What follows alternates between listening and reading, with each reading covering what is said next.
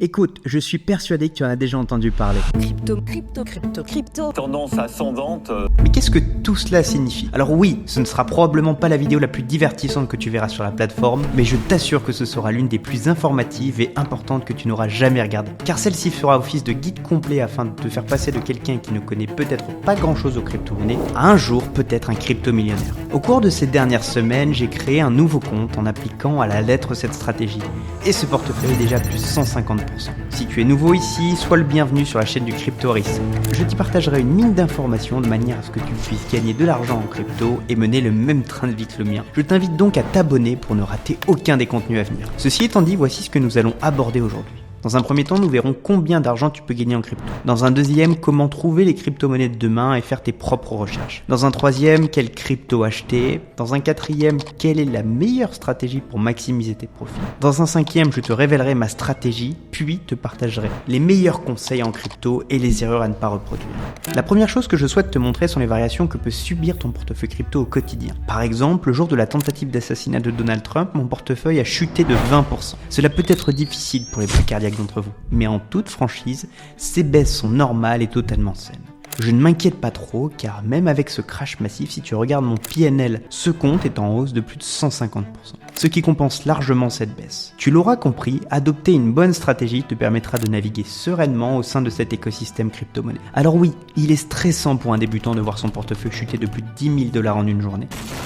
Mais si tu changes de mentalité en passant de « je vais céder à la panique et vendre toutes mes cryptos car de toute manière, elles ne reposent sur rien » à « comment puis-je profiter des opportunités qu'offre cette baisse sur le marché », c'est là que tu deviendras un meilleur investisseur. Par exemple, en détenant simplement du Bitcoin, de l'Ethereum et du Tao sur ce compte, cette grande volatilité a quand même conduit à une croissance de plus de 150% en 10 jours. Ne te concentre pas sur les gains ou pertes quotidiennes. Prends le temps de dézoomer, de prendre du recul et de regarder à quel point tes actifs long terme ont cru. La deuxième chose que je souhaite te partager est ce site particulièrement important où tu pourras consulter le prix des crypto-monnaies, les plateformes sur lesquelles elles sont échangées, ainsi que les dernières tendances. J'utilise presque chaque jour CoinMarketCap pour analyser l'état du marché avec l'indicateur du Fear and Greed. C'est aussi un excellent endroit pour découvrir de nouvelles cryptos. Une de mes premières erreurs a été d'acheter les cryptos en tendance, qui avait fait plus de 150% lors du précédent bull run. J'ai fait un joli moins 99% depuis. Trêve de plaisanterie, il existe des plateformes concurrentes que sont CoinGecko, encore CoinDesk, qui sont également très bien. Sur la première page de CoinMarketCap, tu retrouves le classement des crypto-monnaies par capitalisation. Bitcoin occupe la première position, suivi d'Ethereum, Tether, Binance Coin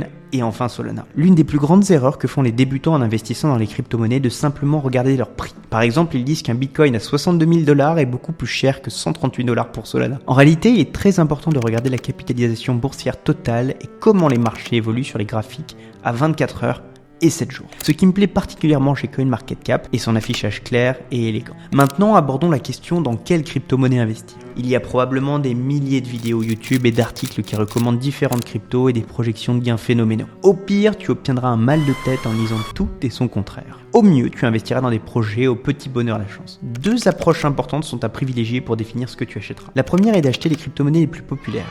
Et ici, je pense à Bitcoin et Ethereum. Bitcoin serait notre or numérique, tandis qu'Ethereum serait Internet, une fondation sur laquelle les projets crypto pourraient se développer. Bien que tous deux intègrent la technologie blockchain, Ethereum est à mon sens beaucoup plus avancé. La deuxième approche est d'acheter des altcoins, des crypto-monnaies de second rang, moins populaires mais beaucoup plus risquées. Je fais des vidéos chaque semaine pour parler des meilleurs cryptos et altcoins, alors reste à l'affût. Et abonne-toi pour ne pas les rater. Personnellement, je possède du Bitcoin et de l'Ethereum. Et une partie de mon portefeuille est dédiée aux petites cryptos à faible capitalisation. 60% de mon portefeuille est composé de Bitcoin, Ethereum et Tao, un projet d'intelligence artificielle. Cela m'amène à parler de la stratégie d'investissement. Deux stratégies se battent en duel. Celle du long terme et celle qui ne va pas plus loin que le bout de son nez, qui est la stratégie court terme. Le trading à court terme consiste à acheter et vendre rapidement des positions pour réaliser des profits en quelques jours ou heures. En revanche, l'investissement à long terme signifie que tu ne t'inquiètes pas des baisses de marché journalières car tu te projettes sur plusieurs mois, voire années. La plupart des gens gardent Bitcoin à long terme car c'est la crypto la plus ancienne et celle qui, selon beaucoup, a le plus de potentiel. Si tu regardes le classement des crypto-monnaies il y a 10 ans, Bitcoin y figurait déjà. Globalement, les autres ont toutes disparu.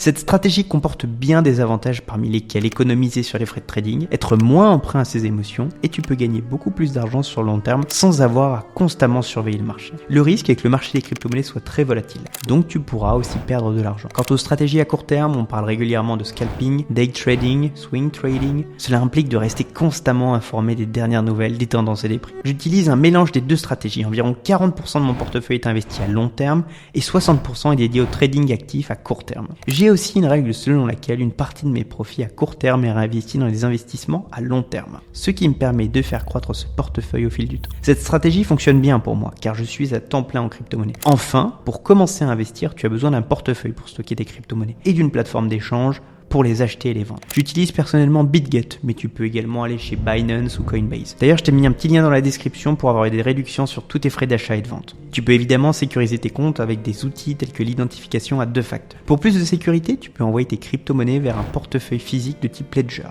Je t'ai aussi mis un lien en description. Venons-en désormais aux 6 conseils et erreurs que tu ne dois absolument pas commettre. Premièrement, démarrer ton parcours en crypto-monnaie doit être fait de manière simple. Commencer par la finance décentralisée ou l'analyse on-chain est quelque peu complexe. Tu te sentiras dépassé instantanément et technologiquement. La simplicité est la clé dans ce monde de singes. Commence par ouvrir un compte gratuit sur une plateforme d'échange. Sois progressif. Ne précipite pas ce processus et le fait que tu regardes cette vidéo jusqu'à la fin te permet déjà de capitaliser sur mes années d'expérience pour éviter de reproduire les erreurs que j'ai fait en tant que débutant. Ne plonge pas directement dans les futurs ou le trading à levier. Et cela ne fait même pas de mal de débuter avec de l'argent fictif pour voir comment tu t'en sors. Mon deuxième conseil serait de rejoindre une communauté. Elle peut être payante comme mon offre d'accompagnement à 360 degrés dont le lien est dans la description, comme gratuite avec un canal Telegram, comme le mien à nouveau dont le lien est dans la description. Évidemment, tu n'es pas obligé d'aller chez moi, il y a des gens qui font très bien les choses également. Trouve des gens que tu admires et qui puissent te guider, ainsi qu'une communauté de personnes au même niveau que toi. Avoir des personnes à qui parler et en qui tu as confiance peut t'aider à devenir un meilleur investisseur. Si ce n'était pas pour quelques amis avec qui j'ai plongé dans le marché des NFT en 2020, je ne sais pas si j'aurais pu gagner autant d'argent et apprendre autant à l'époque. Bon, évidemment, il y a eu de belles pertes aussi. Je préfère pas en parler si tu vois ce que je veux dire. La communauté étant cruciale et peu importe ce que tu en fais, elle t'apportera bien plus de clarté que si tu étais tout seul. Mon troisième conseil serait d'établir un plan auquel tu te tiens. Beaucoup de personnes entrent dans le marché crypto sans savoir ce qu'elles veulent faire et parfois elles se laissent